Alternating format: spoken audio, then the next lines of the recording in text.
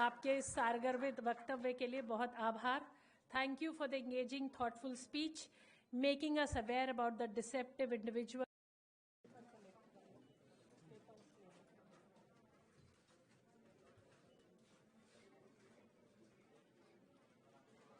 The Untold Kerala Story, book release.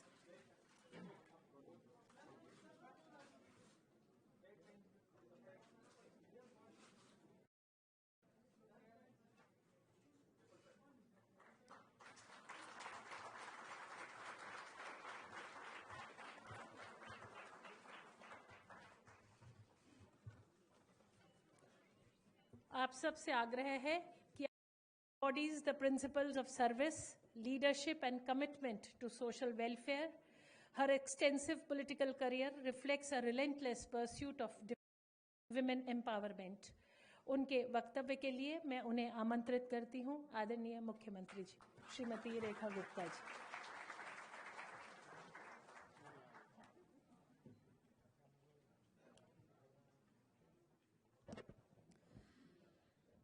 वैसे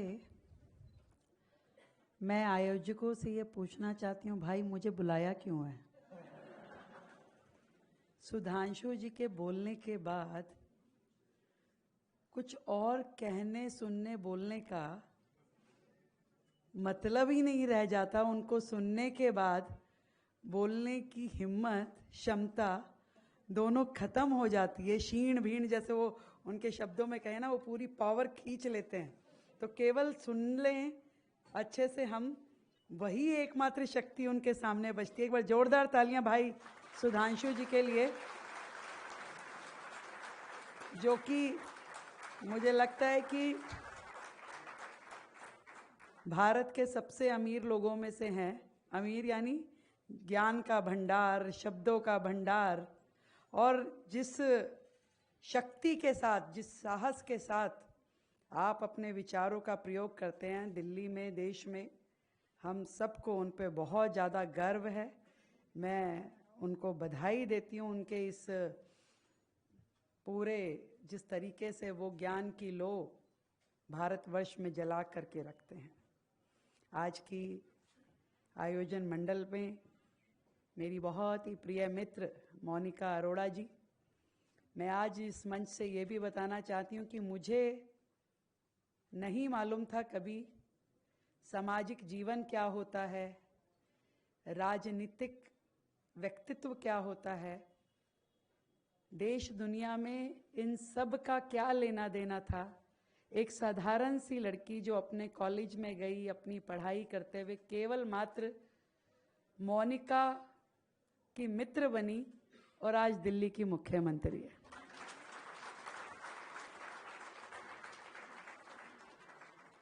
कब उसने मेरी उंगली पकड़ करके मुझे इस रास्ते पे डाल दिया, मुझे मालूम ही नहीं चला.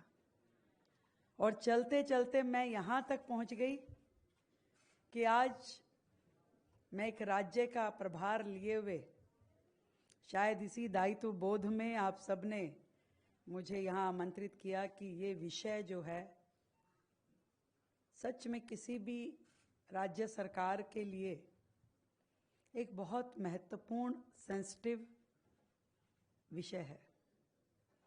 और जैसा साहस विपुल जी ने दिखाया, सुदीप्तो जी ने, अंबिका जी ने, सच में है नहीं लोगों में. लोग सच को सच कहने से घबराते हैं. इतनी हिम्मत नहीं होती कि अपने सामने हो रहे अन्याय के खिलाफ आवाज उठा सके. और ऐसी शख्सियत यदि हमारे सामने बैठी है जो ऐसा विषय देश और दुनिया के सामने लेके आ पाई, मैं इस किताब को केवल शब्दों का संग्रह नहीं मानती.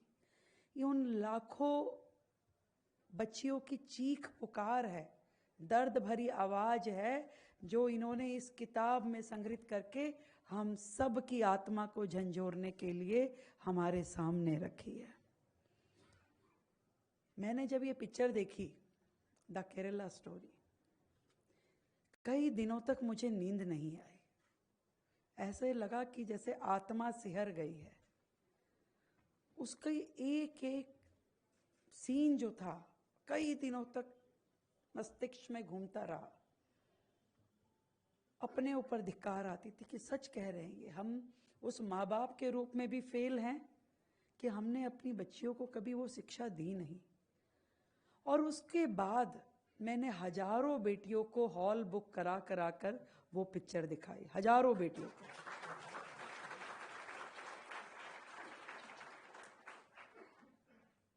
उसमें झुग्गी की बेटियां भी, गांव की भी, ऐसे जहाँ पे हमें ज़्यादा इस तरह के केसेस सुनने को मिलते थे जिसे लव जिहाद बोला जाता है, उन बच्चियों को उस पिक्चर के माध्यम से मुझे लगा कि यदि कुछ के भी जीवन में मैं असर छोड़ पाई इस पिक्चर के माध्यम से तो शायद इसका जीवन बच जाए।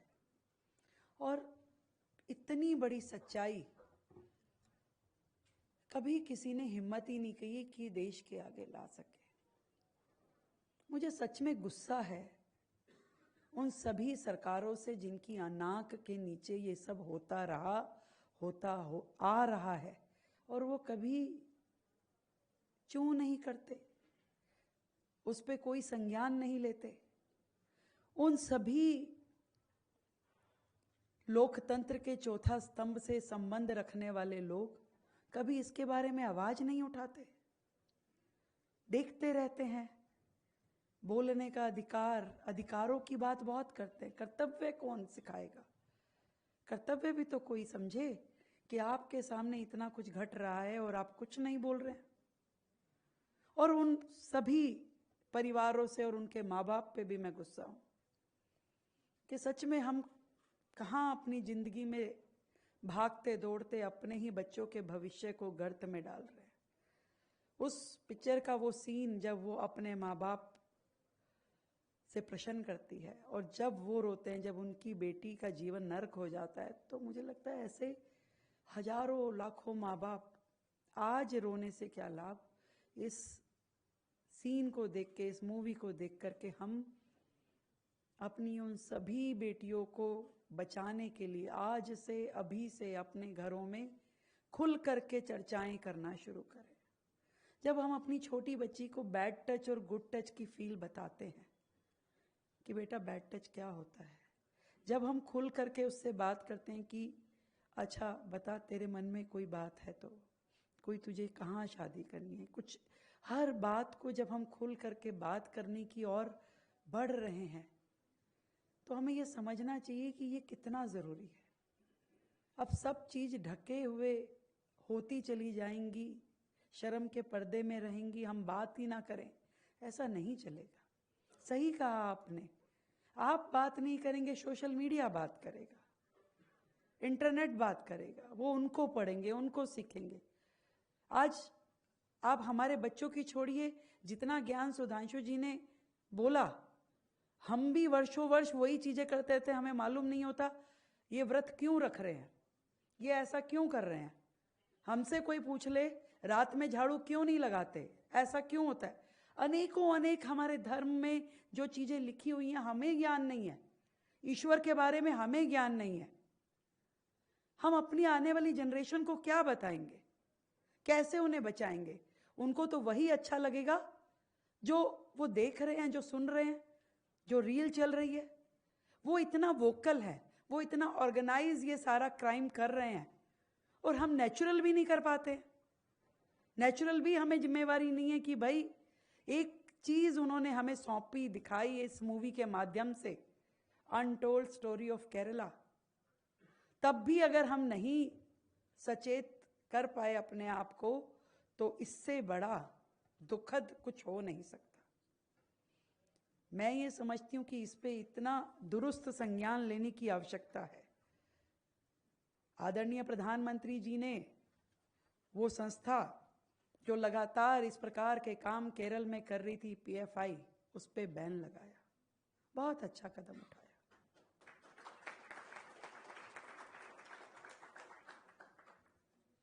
और ऐसे ही स्ट्रॉन्ग निर्णय सरकारों को लेने चाहिए। क्यों हम अपनी बच्चियों को मरते हुए, घुटते हुए, चीखते चिल्लाते हुए देखते रहे?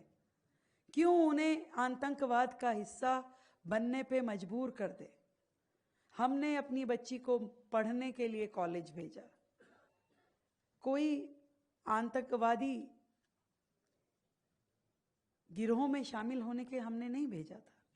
कब वो वहां चली गई, कब उसके मित्रों का सर्कल बन गया, और कैसे लोगों ने, उन वामपंथियों ने या कांग्रेसी संगठनों ने उसको कैसे छिपा के रखा, समाज को पथभ्रमित करके रखा। नहीं, आप गलत कह रहे हैं, ऐसा कुछ नहीं है।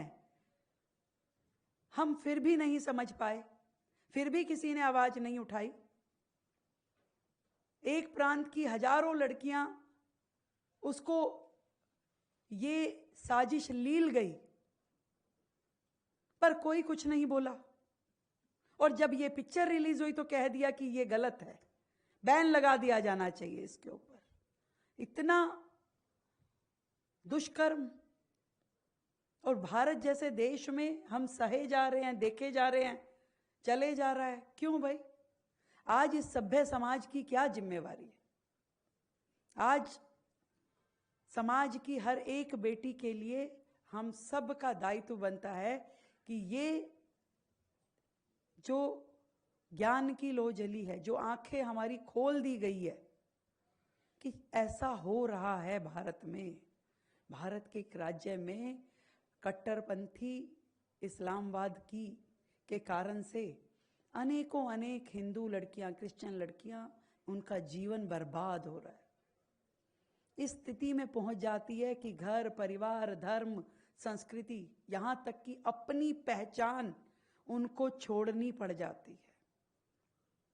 क्या एक माँ बाप अपनी बच्ची को इसलिए जन्म देके इतने प्यार से पालते पलोसते हैं कि वो आतंकवाद की भेंट चढ़ जाए, वो कट्टरवादियों की बलि चढ़ जाए?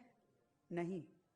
मैं आज इस टीम को साधुवाद देती हूं कि आपने हम सबकी आंखें खोलने का, समाज को मार्गदर्शन देने का जो काम किया है, हम सभी आपके साधुवादी हैं। आप ये साहस ना करते तो ये सोच में विषय आता ही नहीं। और केवल मूवी नहीं, उसके बाद जो आपने किताब लिखी, एक एक उस विक्टिम से आप जाकर के मिले, उसकी कहानी सुनी, तथ्य निकाले, दस्तावेज निकाले, इस किताब में छापे। मैं अक्सर कुछ बातें कहती हूं, हम सब अपने देश से प्यार करते हैं, देशभक्त हैं हम, सोचते हैं देश पे मर मिटे, पर हम में से किसी एक को भी ना सरहद पे जाने का मौका मिलेगा, ना बंदूक उठाने का मौका मिलेगा, ना दुश्मन को गोली मारने का मौका मिलेगा, ना सीने पे गोली खाने का मौका मिलेगा।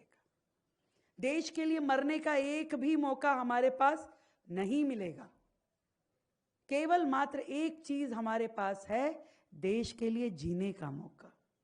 वो है हम सबके पास, और हम चाहें तो उसका इस्तेमाल विपुल जी जैसे कर सकते हैं कि इतने साहसी हो जाएं कि ऐसा कोई विषय यदि हमारे सामने हो तो हम दम भर करके आवाज लगाएं और उस अन्याय के खिलाफ खड़े हो जाएं। फिर रास्ते में कोई सरकार आए, मीडिया आए, कुछ भी कट्टरपंथी आए, वामपंथी आए, कोई आए, फिर वो भय हमें सताना नहीं चाहिए बोलने के लिए। और ये साहस यदि हम में से देश के लोगों में आ गया तो इनका ये किताब लिखना भी सफल हो जाएगा और ये पिक्चर बनाना भी सफल हो जाएगा। इन्हें खुशी होगी कि हमने ये काम किया तो आज समाज में एक जागृति आ पाई, और खुशी होगी उन सभी बेटियों को कि मेरे माँ बाप ने मुझे, मेरे समाज ने मुझे ऐसी परवरिश दी है कि आज मैं अपने पैरों पे खड़ी हूं, अपनी रक्षा कर सकती हूं, मानसिक रूप से, शारीरिक रूप से और वैचारिक रूप से। मुझे कोई अपने रंगों में ढाल नहीं सकता। मेरे अंदर इतनी ताकत है कि मैं अपनी रक्षा करते हुए अपने देश के लिए खड़ी हो पाऊं। हर बेटी को वो सहजता देना, सुरक्षा देना हम सबका दायित्व है। तो आज इस कार्यक्रम में आपने मुझे शामिल किया। एक बार फिर से इस राज्य की जिम्मेवारी होने के नाते मैं समझ सकती हूं कि हम अपने राज्य की सभी बेटियों को इतना शिक्षित कर दें, उन्हें समझा दें, उन्हें बता दें कि उनके लिए क्या बैड टच है और क्या गुड टच है, तो मेरा मुख्यमंत्री होना सफल हो पाएगा। बहुत बहुत धन्यवाद।